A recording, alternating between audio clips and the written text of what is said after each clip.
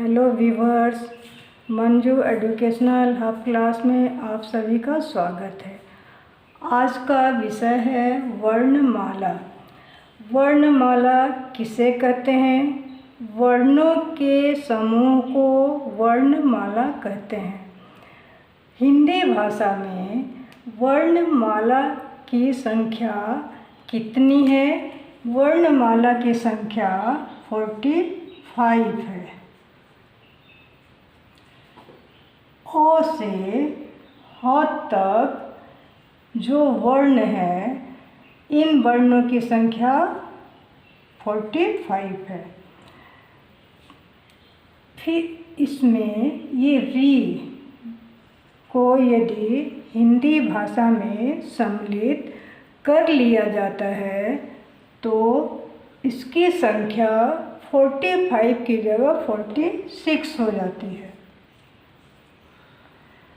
ये री शब्द जो है संस्कृत की लिपि की है, लेकिन हिंदी भाषा में भी री शब्द का प्रयोग किया जाता है। जैसे यदि हमें हिंदी में ऋषि लिखना है तो हम लोग री का प्रयोग करते हैं। ऋतु यदि लिखना है तो री का प्रयोग करते हैं। इसलिए हिंदी भाषा में री को सम्मिलित किया गया है। तो इस तरह से हिंदी व्याकरण में वर्णों की संख्या कितनी है? 45 है। वर्णमाला को दो भागों में विभक्त किया गया है। पहला क्या है? स्वर, और दूसरा है व्यंजन। अ से अंग तक स्वर्ग कहलाता है और क से ह तक का जो वर्ण है इसे हम लोग व्यंजन कहते हैं।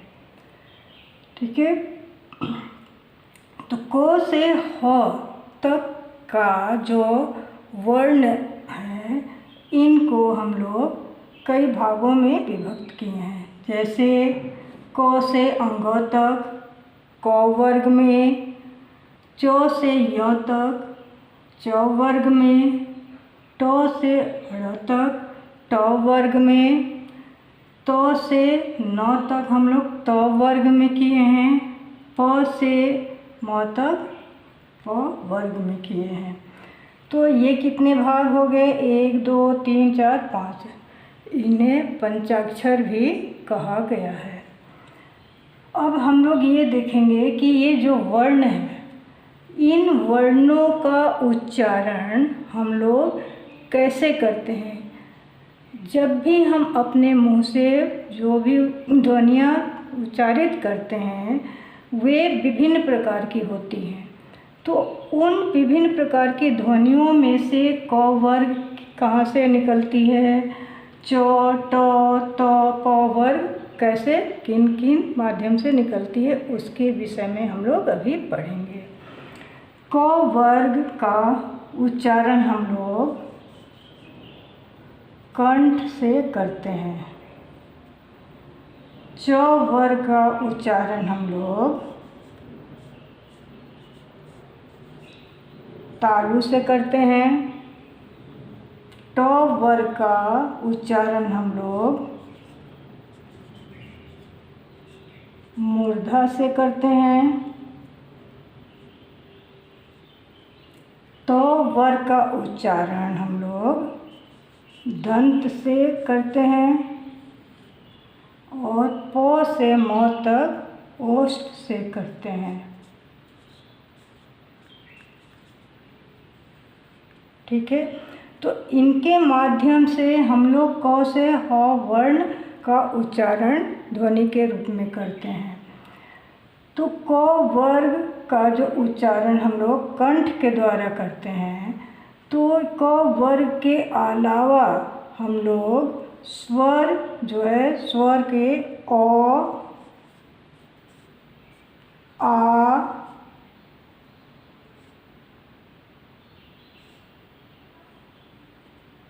ह और विसर्ग का भी उच्चारण हम लोग किससे करते हैं? कंठ से करते हैं। ठीक है।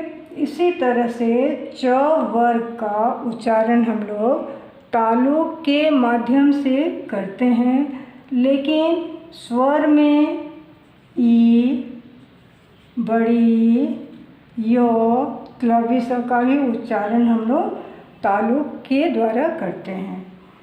ट वर्ग का उच्चारण हम लोग मूर्धा से तो करते ही हैं, लेकिन इसके अतिरिक्त र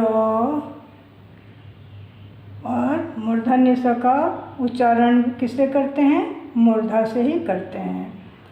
तो वर्ग का उच्चारण न तक दंत के द्वारा करते हैं, तो ल, ठीक है, य, र, ल और दांती स का प्रयोग भी हम लोग किसके द्वारा करते हैं? दंत के द्वारा करते हैं।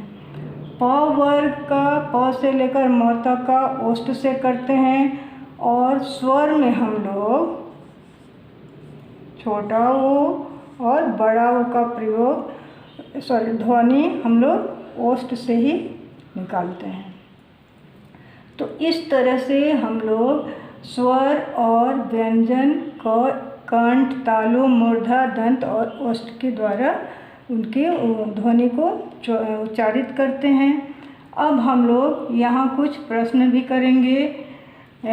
लास्ट क्लास हम लोग भाषा पढ़े थे। भाषा में उत्तराखंड के पुलिस सब इंस्पेक्टर की परीक्षा में पूछा गया था कि भाषा की सबसे छोटी इकाई क्या है? तो भाषा की सबसे छोटी इकाई वर्ण होती है। फिर वर्णमाला को कितने भागों में बांटा गया है? वर्णमाला को 2 भागों में बांटा गया है। कौन कौन से भाग हैं? स्वर और व्यंजन। अब क वर्ग का उच्चारण स्थान क्या है? क वर्ग का उच्चारण स्थान कंठ है। ढ का उच्चारण स्थान क्या है? मूर्धा है। ल का उच्चारण स्थान क्या है? दंत है। र का उच्चारण स्थान क्या है? मूर्धा है। ठीक है। फ का उच्चारण स्थान क्या है? ओष्ठ है। बड़ा ओ का उच्चारण स्थान क्या है? ओष्ठ है। इसके अतिरिक्त उन्हीं परीक्षाओं, सब इंस्पेक्टर की परीक्षा में ये भी पूछा गया था कि स्वर में कौन सी स्वतंत्र ध्वनि है? तो स्वर में, भाषा में स्वर जो होती है वो स्वतंत्र ध्वनि होती है, इसे किसी की सहायता की आवश्यकता नहीं होती है। लेकिन व्यंजन में स्वर की सहायता की आवश्यकता पड़ती है, और स्वर और व्यंजन के मिलने से शब्दों का निर्माण होता है। वीडियो को लाइक, सब्सक्राइब और शेयर करना ना भूलें।